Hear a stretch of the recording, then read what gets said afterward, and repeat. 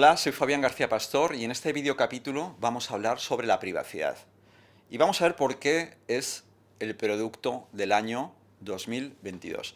El año pasado ya una gran corporación, Apple, eh, en una de sus campañas dijo que la privacidad era su producto del año. Que no era el iPhone, sino que era la privacidad. Y nosotros creemos realmente que este año la privacidad va a tener un desarrollo y un impacto muy grande. Por eso vamos a hablar de la privacidad. Y cuando hablamos de la privacidad, lo primero que tenemos que hablar es de los datos.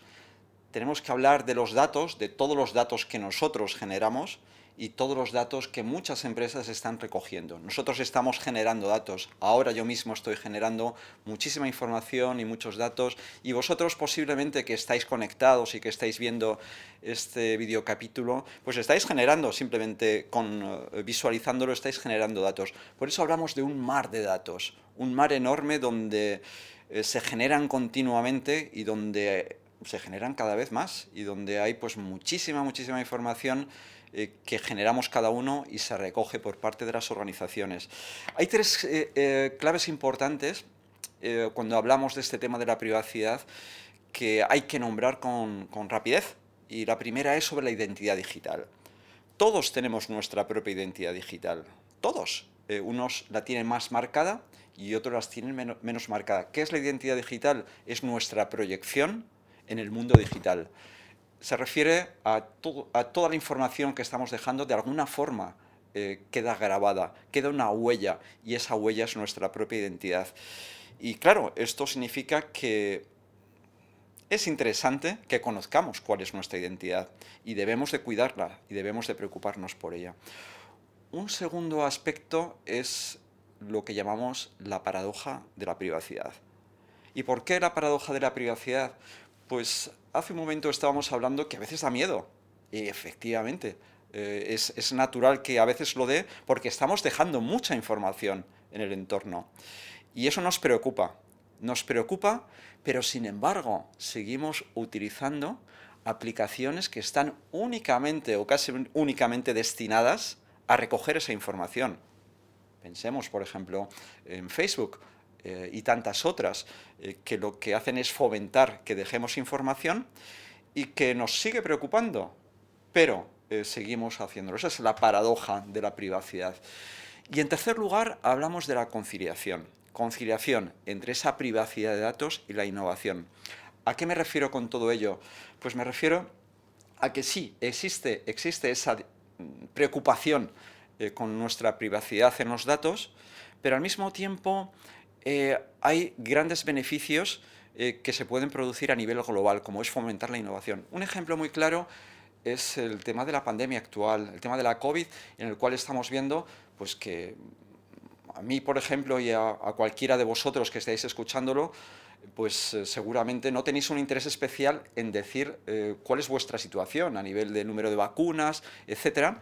Pero sin embargo, aunque esa información es privada y posiblemente no tenéis ningún interés en cederla, sí que somos conscientes casi todos que juntando información, consolidando información procedente de muchas personas, se produce un efecto positivo que ha llevado pues a conocer en tiempo real cuál es la situación actual, o incluso a facilitar la creación de vacunas, que tiene un efecto positivo global. Por lo tanto, sí, privacidad de datos a nivel individual, pero vemos que es importante también generar esa innovación, facilitarla. Por lo tanto, hay que mantener un cierto balance, que lo podemos ver aquí. Es decir, ¿cómo conseguimos ese balance? Bueno, pues aquí en la parte izquierda de la figura estáis viendo las ventajas que puede tener la compartición de datos. En la parte derecha estáis viendo las desventajas que puede tener, y en el centro estáis viendo diferentes puntos de vista. El punto de vista de las empresas, el punto de vista de los reguladores y el punto de vista individual. En general, si vamos, por ejemplo, al punto de vista individual, abajo de las personas, en la parte izquierda, vemos que una de las ventajas es que podemos crear aplicaciones estupendas compartiendo los datos. cuantos más datos tengan, las empresas que las fabrican, mejores son esas aplicaciones. Pensemos en una que casi todos nosotros utilizamos, Google Maps, que posiblemente alguno de vosotros habéis utilizado hoy mismo. Es una aplicación fantástica y que mejora y mejora y mejora por la información, mejora en parte por la información que estamos proporcionando continuamente a los usuarios, y eso es fantástico. Ahora bien, debemos de ser conscientes, parte derecha de la figura, en que nosotros cuando cedemos esa aplicación estamos cediendo parte de nuestra privacidad.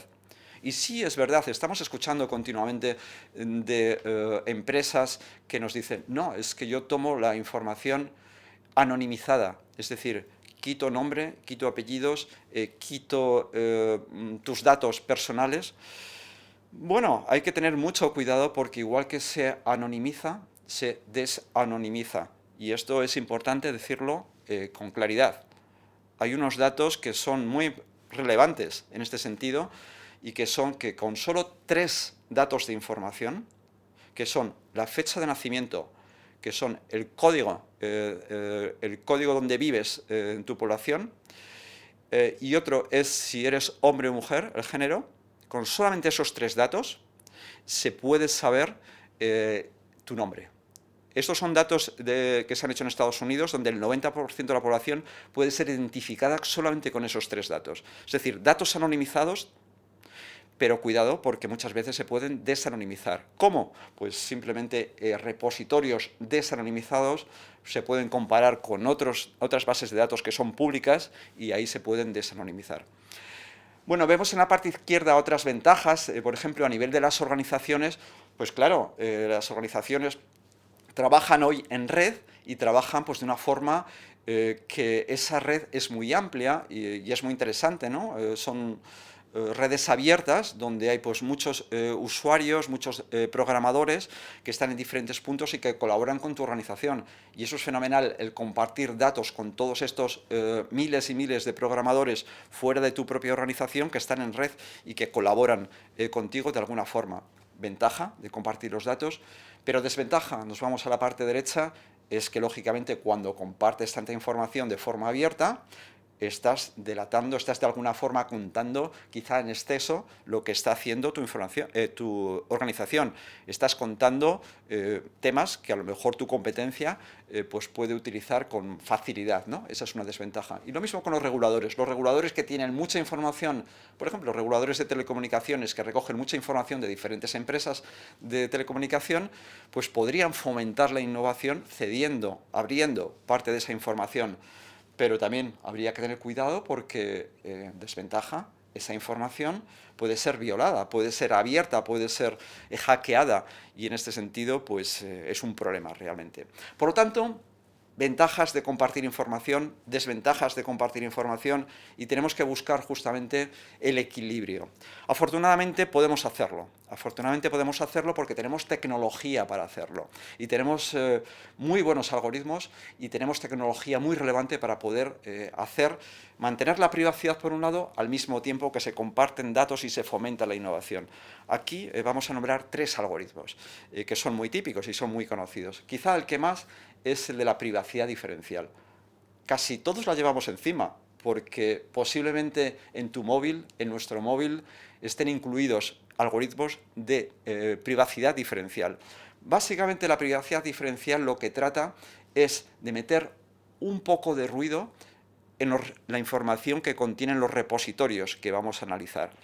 De tal forma que ya no solamente se desanonimiza quitando la información personal de los individuos del repositorio, sino que se cambia ligeramente. Si una información de una persona que se llama Juan Pérez, que tiene 24 años, y después toda una ristra de información sobre él, por ejemplo, sobre salud, quitamos Juan Pérez, su nombre, pero aparte, a su edad, que era 24 años, la cambiamos ligeramente por 25. Va a ser ya muy difícil, mucho más difícil o casi imposible que se pueda anonimizar. Lógicamente metemos un poco de ruido y afecta la precisión, pero muchas veces los insights, las conclusiones que se obtienen son prácticamente idénticas, aún con ese ruido. En esto se basa la privacidad diferencial. Una segunda tecnología es la tecnología de privacidad de análisis federado. El análisis federado se aplica cuando tenemos varias bases de datos de forma distribuida en diferentes sitios y queremos utilizar los datos de esas diferentes bases de datos distribuidas. Y en este caso, al aplicar estos algoritmos de análisis federado de privacidad, lo que se hace es, en lugar de compartir los datos, se comparten las conclusiones, los insights de cada una de las bases de datos intermedias. Un caso, por ejemplo, típico podría ser dos empresas, imaginemos dos empresas que están analizando el spam del correo. Entonces, quieren trabajar conjuntamente, pero en lugar de compartir los correos de sus repositorios, lo que comparten son las conclusiones sacadas de identificar el spam de cada uno de los dos repositorios. Por tanto, no comparten los datos iniciales, sino que comparten las conclusiones.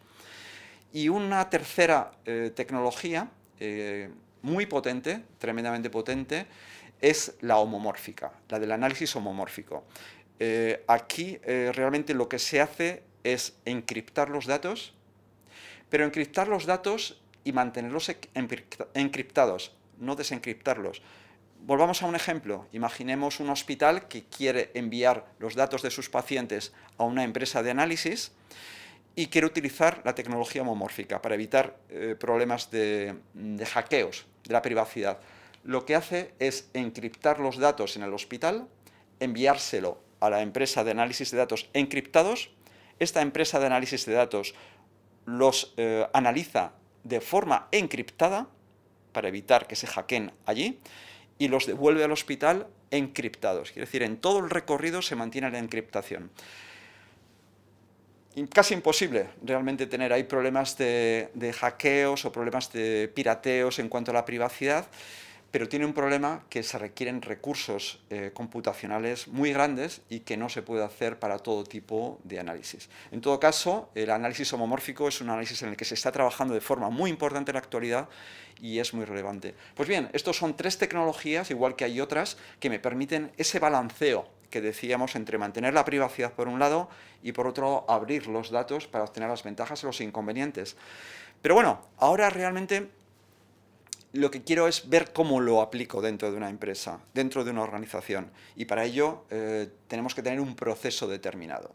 Es decir, en una organización lo que queremos es analizar su privacidad. Queremos saber si esa organización está manteniendo la privacidad de sus clientes y de sus empleados también, o no, o el nivel en el que está. Entonces, un ejemplo para hacerlo es el marco para la privacidad ACABA, que está basado en el NIST, del Instituto de Tecnología y Estándares americano, y que es un marco muy sencillo y que permite justamente hacer esto, y que está basado en lo siguiente.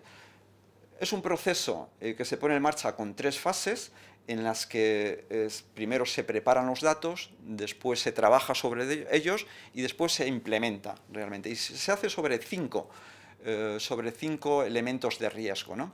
Que son los que veis ahí y que básicamente son identificar el área, gobernar, comunicar, proteger y controlar.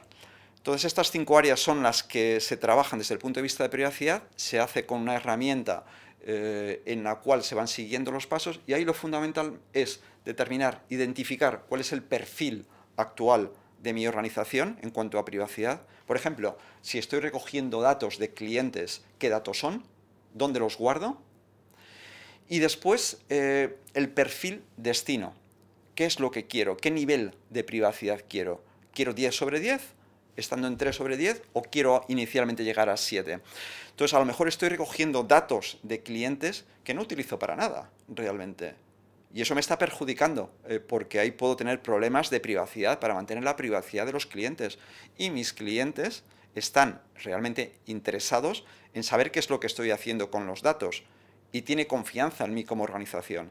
Entonces, bueno, todo esto es lo que tratamos con este procedimiento, con este marco para análisis de privacidad. Con ello vemos en este videocapítulo la importancia que tiene la privacidad. Hemos visto ese balanceo entre ventajas y desventajas, hemos visto tecnologías para mantenerlo y hemos visto una forma de actuar, una forma de proceso a través de ese marco de privacidad. Y con esto finalizamos este videocapítulo. Muchas gracias.